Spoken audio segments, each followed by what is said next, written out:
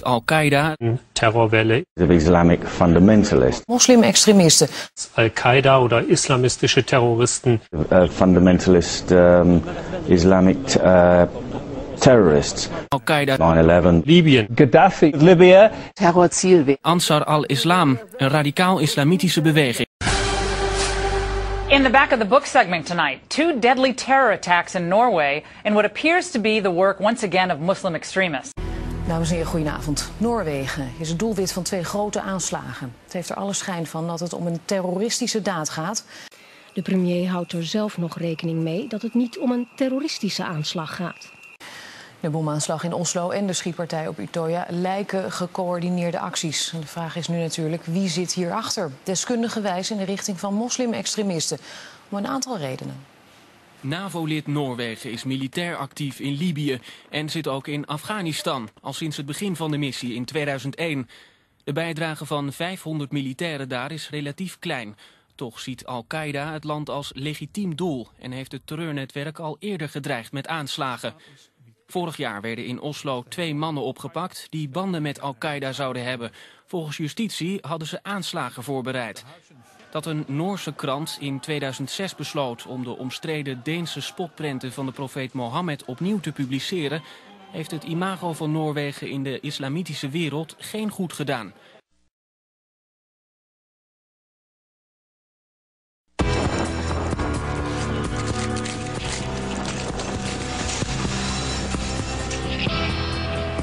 Now back to our top story. That was another look at the frantic moments just minutes after a bomb was detonated in downtown Oslo. That was the first of 2 horrific attacks that ultimately claimed the lives of at least 93 people. And the most shocking part of this story is that this act of terrorism seems to be homegrown. Joining us now from Seattle is Devin Burkhardt. He's the vice president of the Institute of Research and Education on Human Rights. Devin, thanks for joining us. Thanks for having me, Anne-Marie. First off, what can you tell us about the political climate in Norway? What would foster or develop the fears of a man like Anders Breivik? Well, we know that in the past several years that the political climate has gotten pretty toxic, largely as a result of the political posturing by the far-right Progress Party, who's been promoting Islamophobia, attacks on multiculturalism, and generally demonizing their political enemies. It's in that kind of political climate that Mr. Breivik has been thriving. And in fact, today we just found out that he, in fact, is a member of the Progress Party. Is this type of ideology rather on the rise? We found some video of a white supremacist public protest that happened in Germany. Are we going to see more of this kind of public demonstration of these types of thoughts and beliefs? Unfortunately, we're seeing a dramatic rise in far-right political organizing across Europe, often relying on Islamophobia and other forms of bigotry to try to gain new acceptance and new followers. Not only are we seeing militant neo-Nazi-style organizations like the ones you described in Germany, but we're also seeing the far-right break in from the margins right into the mainstream and have an impact on politics, from France to Belgium to even Scandinavia, with groups like the Progress Party, helping to keep alive the ideas of racism and bigotry that were once left to the margins of the political discussion across Europe. Let's talk about another act of homegrown terror on the right-wing extremist side, and that's Timothy McVeigh. Can you connect the dots for us? What's the connection between Anders Breivik and a man like Timothy McVeigh? The two situations are eerily similar. Mr. McVeigh was guided by an ideology fueled by the far right here in the United States, and Mr. Breivik's attack, in many respects, is kind of an Islamophobic version of Timothy McVeigh's actions, trying to inspire a generation to carry out additional acts of atrocities on the public for a far right political end. The sad irony of it all is that they share also the commonality in that, in both instances, the rush to judgment in the early stages, particularly from the American media, was to blame Muslims for the attack, when the reality tells us quite glaringly that it was, in both instances, homegrown terrorists carrying out these horrific atrocities. Well, let's talk about that for a moment. After 9/11, people felt like they had someone else to blame, someone from the outside to blame for the horrific acts that happened in their country. But in a homegrown terrorism case, and on the right-wing extremist side, how does a nation recover from this, knowing that it was one of their countrymen who killed, almost 100, or allegedly killed almost 100 of their own people? Well, it's essential, as the Prime Minister of Norway said today, to meet this horrific act with more democracy, to use the ends which they were trying to snuff out, to embrace diversity in the community, to become a more welcoming and open society rather than allowing Mr. Breivik to win, to have society become more closed, to become more isolated, and to become more exclusionary. That's the way that the terrorists lose, is by good people of goodwill standing up and saying that this kind of racism and bigotry will not be tolerated in everyday conversations, let alone when it reaches its conclusion like we saw last Friday. What's a more credible threat now? 9/11 attacks, style attacks, or homegrown terrorism by right-wing extremists? Recent studies in Europe by a number of different organizations, including our colleagues at Searchlight Magazine in the UK, tell us that the growing, more prominent threat right now is from far-right organizations who are using terror tactics to try to bring home their message and to try to divide Europeans and keep them apart rather than allowing for a more multicultural society to come about. In a 1,500-page manifesto released ahead of the killings, Anders Breivik attacked multiculturalism and called for a crusade against what he described as the Islamization of Western Europe.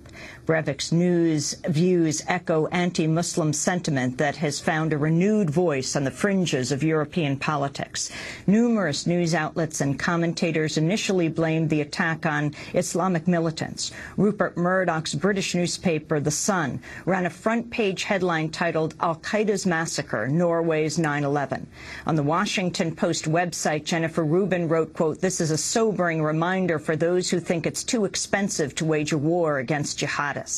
The Wall Street Journal also initially blamed jihadists, reporting that, quote, "Norway is targeted for being true to Western norms." Anders Breivik, the guy from Norway who did succeed in his horrible terrorist attack. Now, I'm sure the media would have no trouble calling the guy at Fort Hood a Muslim terrorist, but they refused to call Anders Breivik a Christian terrorist. But that's what he was. He's a Christian terrorist. He wanted to start a Christian onslaught against the Muslims, and it reminds me that this is not a problem with the Muslim religion.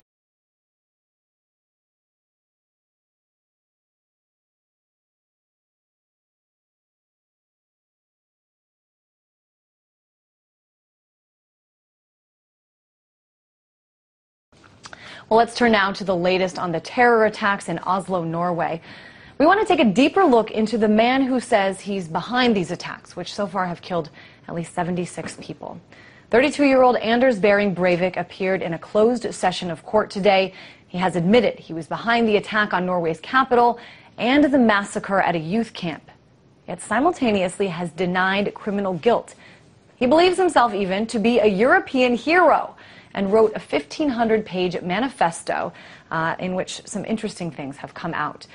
Essentially, that this is a person filled with hate and with extremely racist ideas. He says he wanted to start a revolution to inspire Norwegians to retake their country from Muslims and other immigrants. He also seems to despise multiculturalism. So what's interesting is that there are ideas that seem to stem back hundreds of years and have been reignited with the rebirth of the Knights Templar, a branch of the Freemasons. Breivik, who you're looking at right now, he says he's a part of the Freemasons, and so we want to talk about this organization. It is one with many, many members who consider themselves to be morally superior, and many of whom are also committed to bettering the world by any means necessary. So here's a question. Was this an isolated incident or an ideology that we should start to take much more seriously? It's got members like George Washington and Andrew Jackson and Silvio Berlusconi. Certainly not all the Freemasons think the way that Anders Breivik does. But for more on the psychology behind this organization, earlier I spoke to radio host Alex Jones. Here are some of his thoughts. Sure. Well, you just got back from Bohemian Grove and your great coverage there that I watched. And that is a Masonic organization. It's admittedly Masonic, and they carry out some of the more archaic and secretive rituals there, and that's even been covered by National Geographic magazine, showing over 100-year-old photograph of them engaging in a black magic ritual there. So there's different branches of the Masonic system, and what happens is private intelligence agencies, government intelligence agencies, criminal groups try to infiltrate different arms of Masonic lodges because via the secrecy they can organize behind closed doors in compartmentalized areas. That's why the Illuminati in 1776 at Ingolstadt University in Bavaria, Germany, was founded inside of Masonic lodges and then spread to France and engineered the French Revolution there. They want to overthrow all the monarchies but set themselves up as absolute monarchs. And Albert Pike, the supreme commander of all global masonry in 1877, wrote that they would have 3 world wars. World War I between Europe and the United States and England. World War II would be a larger global war. The 3rd war would be Christendom against Islam, that would be invoked by their Masonic operatives, that would bring in World War III, and then out of that they would destroy every existing order and even the finance capitalists, and set themselves up as world rulers in the worship of the true one God, in their words, Lucifer. And so do you think, Alex, that this is what we're seeing, that this is, you know, the start of World War III, or a tiny portion of what could lead to World War III? Well, yes, this is an attempt by someone who he says has other cells. He's being handled. It's now admitted that MI5 knew what was going on. He was at meetings with British, quote, Knights Templars, with British intelligence watching them, undoubtedly involved with them. I predicted last week on Thursday that they would start moving the terror threat away from Muslims in Europe and the United States over to, quote, white right-wing al-Qaeda. People that won't go along with the new wars, the banker bailouts, the open borders, all of this, as a way to demonize it. So I could see the shift in law enforcement training manuals I was being sent, in different messages in the media, that they were about to flip to this. And I said that the attacks were imminent on Thursday, and our report on that went around the world, but it was even more imminent than I thought. I mean, it was almost instantaneous. Less than 24 hours later, this began, and you've got multiple shooters reported by eyewitnesses that look nothing like Breivik. Dark hair, but with Norwegian features. You have the police 90 minutes not getting there. You have his Facebook being altered from Illuminati stuff to saying he's a Christian conservative. That's confirmed.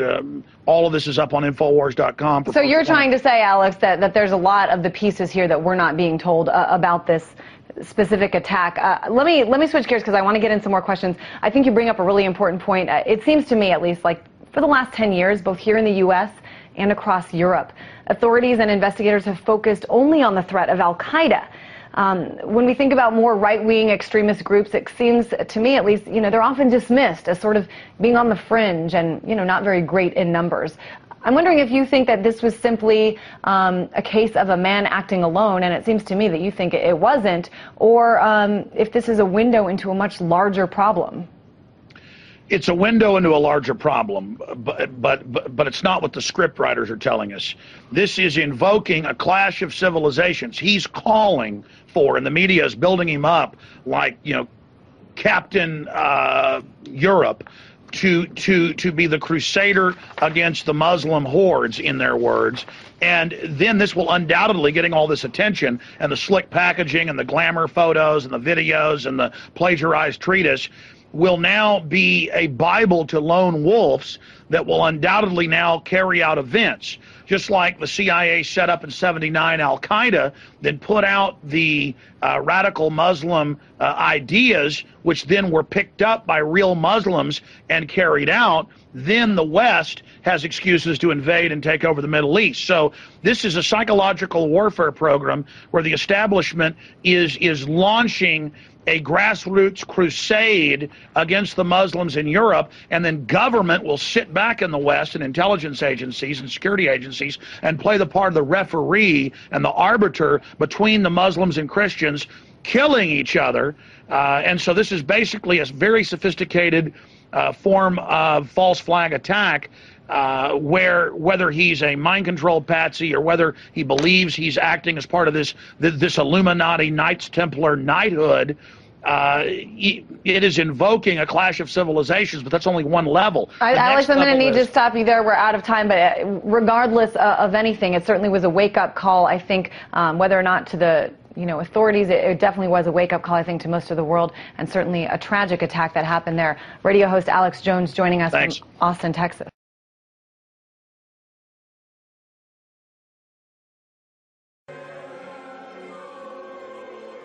The UK's far-right English Defence League has always been controversial. Now it finds itself at the centre of a storm over claims that the Norway killer, Anders Breivik, was in contact with its members. It denies any links to him. But in a dossier released just hours before the massacre, he repeatedly mentions the EDL, crediting it as an organisation with noble intentions. He says he's met its leaders and even supplied them with ideological material during the group's formation. If there isn't a militia or paramilitary group for your area, make one. The organisation may start out as a street demonstrating organisation like the EDL, or it may start off as a paramilitary organisation. It is highly advisable to structure any street protest organisation after the English Defence League model, as it is the only way to avoid paralysing scrutiny and persecution.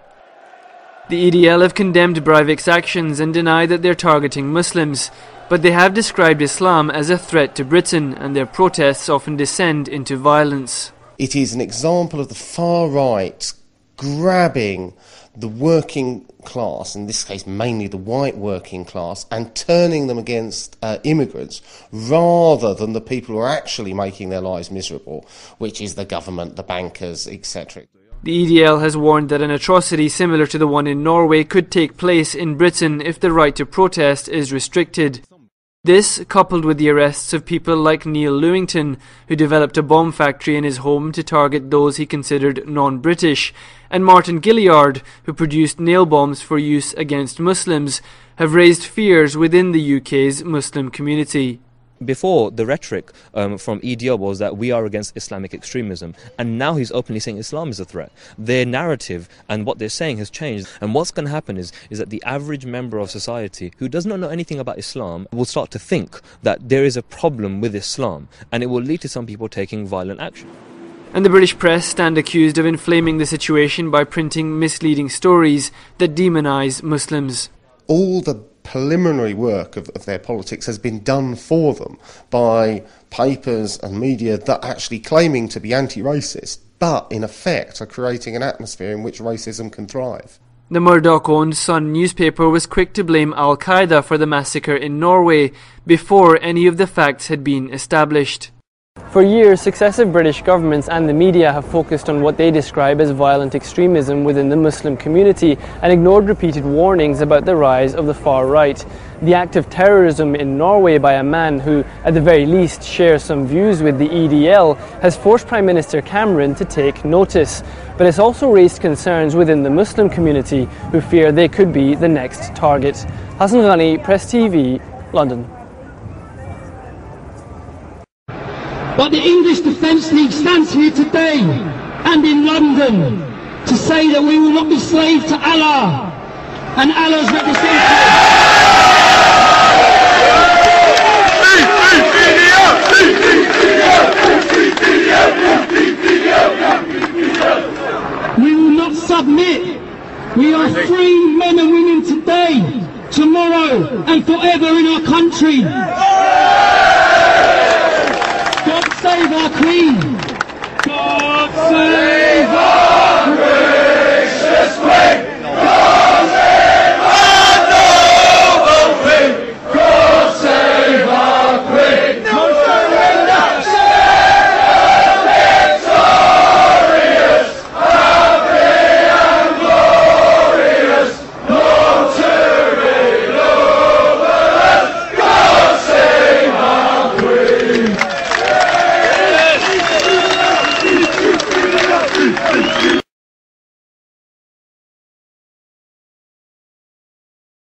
The interview is with a chap called Paul Ray. He is the spokesperson for the English and Welsh Defence League. The website of the English and Welsh Defence League says that you're a non-political organisation. Yeah. Is that true? Yeah. Is it true that the website of the English Defence League was actually set up by Chris Renton, who is a British National Party activist from Weston-super-Mare? Whatever people's political affiliations are, that's their own prerogative, you know, as far as I'm concerned. No, but I mean, is it true that BNP activist Chris Renton is the man who set up the English Defence League website, yes or no? Yeah, he set up the website, yeah. So you're non-political, but your website was founded by a BNP activist. If people said, Paul, that your organisation is a thinly veiled front for the BNP and for a bunch of close season football hooligan firms to create a bit of mayhem, and that it is effectively a knuckle-dragging, racist organisation, what would you say? People can have their own opinions, you know. So if that's people's opinions, let them have it. Let them have their own opinion.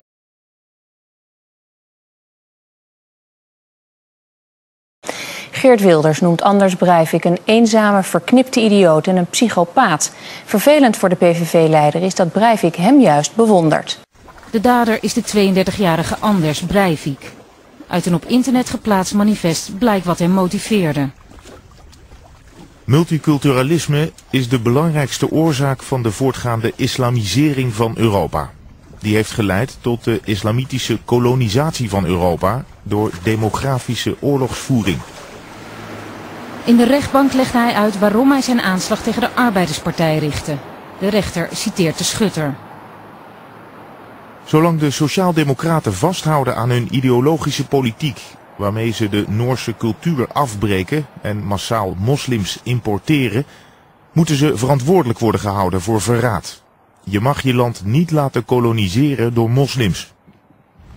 Na de aanslag bleek al snel dat Breivik een groot bewonderaar is van Geert Wilders. Ook Wilders houdt de linkse partijen verantwoordelijk voor immigratieproblemen.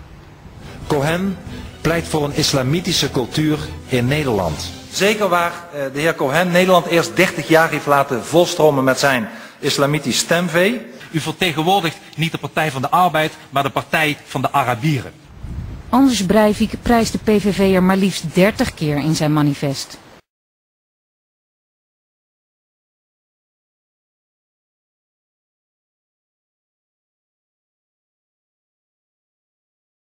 Terwijl in Noorwegen iedere dag meer gruwelijke details naar buiten komen over de bloedige slachtpartij van Anders Breivik, barst in ons land de discussie los. Is het Noorse anti-islamgeweld gevoed door populistische politici die de islam als vijand van Europa afschilderen? En omdat Breivik in zijn internetboodschappen Geert Wilders met name noemt, zijn alle ogen nu gericht op Wilders. Kan hij indirect verantwoordelijk gehouden worden voor de daden van de Noorse moordenaar? PVV acht ik op geen enkele wijze of Wilders of zo direct verantwoordelijk voor wat hier gebeurt, voor het gevaar. Maar het punt is wel dat als je een beeld oproept van de werkelijkheid, dat andere mensen daar toch consequenties uit kunnen trekken. Anti-islam, anti-multiculturalisme en anti-links. Het zijn de ideologieën op basis waarvan Anders Breivik besloot zijn moordpartij uit te voeren. Het gedachtegoed komt overeen met dat van Geert Wilders en de PVV. En ook in het door Breivik achtergelaten manifest verwijst hij meerdere keren naar de PVV-leider. In verschillende media buigen columnisten en hoogleraren zich over de vraag welke rol PVV-leider Geert Wilders heeft. De vraag is of de verkondigers van het rechtse gedachtegoed aangesproken moeten worden op hun uitlatingen vanwege de aanslag in Noorwegen. Breivik zegt, er wacht ons een Eurabia, er wacht ons een overstroming door moslims, Europa wordt gekoloniseerd, er zijn elites. En daar bedoelde hij met name zijn slachtoffers mee, de Noorse sociaaldemocraten, multiculturele elites, die ons overleveren, die ons aanvallen, die in feite een totale oorlog tegen ons voeren, een term die Wilders ook gebruikt. En als je eenmaal zo'n beeld hebt van zo'n groot gevaar, dan kunnen er bepaalde mensen zijn die denken, daar moeten we ons tegen verdedigen, daar moeten we iets tegen doen. En dat is wat Breivik deed. Voor historicus Jan Dirk Snel is het klip en klaar. Wilders' bijdrage aan het debat is gevaarlijk. Volgens hem verspreidt Wilders een leugenachtig wereldbeeld. Een wereldbeeld wat Breivik en Wilders samenbrengt. En dat is gezien de moordpartij in Noorwegen volgens Snel niet onschuldig. Het idee dat er Arabia's zou staan te wachten. Dus wat ze samenbrengt is een fout beeld van de werkelijkheid. In hoeverre heeft de PVV dan invloed gehad op Breiviks handelen? Of zegt u, hij heeft gewoon uitspraken gelezen van Geert Wilders, uitspraken gelezen over de partij? Dat zou ik vooral zeggen. En die uitspraken kwamen natuurlijk in zijn wereldbeeld te passen. Dus die hebben hem in zijn kijk op de dingen bevestigd, zou je kunnen zeggen. Een discussie die gaat over de invloed en de gevolgen van het rechtse en anti-islamitische gedachtegoed dat door Wilders en zijn partij op krachtige wijze wordt verkondigd. Ben Kok, pastoor, anti-islamprediker en PVV-aanhanger, ontving na de aanslag in Noorwegen dreigmailtjes van mensen die hem samen met Wilders mede verantwoordelijk houden voor de daden van Breivik. Onzin, zegt Kok. Wel is hij van mening dat de aanslag positief kan uitpakken wat betreft de discussie over de islam. Aan de andere kant worden mensen nu ook wakker geschud en zeggen ja, het is toch inderdaad wel een gevaar wat op ons afkomt en wat steeds groter van binnenuit groeit als een paard van Troje. Misschien moeten we inderdaad eens duidelijker worden. Ja, let u even, ik pak u even op uw woorden, let even wat u zegt, hè? Ja. Want dat soort paard van Troje, overheersing, woorden die ik u hoor zeggen, dat zijn ook woorden die in dat pamflet staan. Nou, die waren al lang bekend, die woorden zijn al veel vaker gebruikt, dus daar hebben we het pamflet niet voor nodig.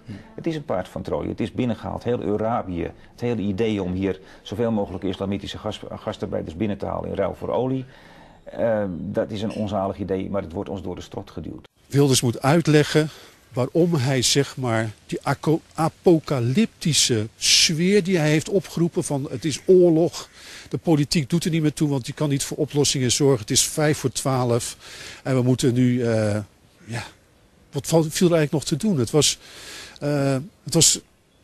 was een soort scenario wat hij voorstelde, waarin eigenlijk nog één grote strijd tussen goed en kwaad. Dat zat ook in het hoofd van die jongen, van die meneer Breivik.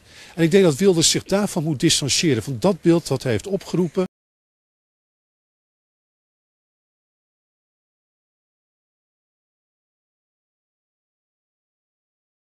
Geert Wilders is a Dutch politician and leader of the Party for Freedom. He is an atheist but attributes his politics to his support for what he calls Judeo-Christian values. Wilders was born in the Netherlands and speculates that his father may have had some Jewish ancestry. His Hungarian wife is Jewish and marriage outside the religion is not allowed. This makes it a bit strange. Wilders is known as a critic of Islam and has strong views on subjects such as immigration Islamization, which he said would mark Western society. In the period 2010 to 2011 was a lengthy lawsuit against Wilders in which he was suspected of inciting hatred and discrimination. The EDL admire Wilders and followed the lawsuit in Holland. The EDL held pro-Wilders demonstrations to show their support for Wilders. He worked 2 years in the Zionist state of Israel, where he felt in his own words entirely at home. He also visited the country 40 times the last 25 years, where he had regular talks with the former Israeli Prime Minister Ariel Sharon, and cited as one of his examples. Wilders had been shadowed by the Dutch General Intelligence and Security Service for years when he was spokesman for the political party VVD. During that time, Wilders had been regularly meeting officials at the Israeli embassy in The Hague. The agency was surveilling the conversations between Wilders and Israeli personnel. In 2005, Wilders proposed implementing Israel's administrative detention in the Netherlands.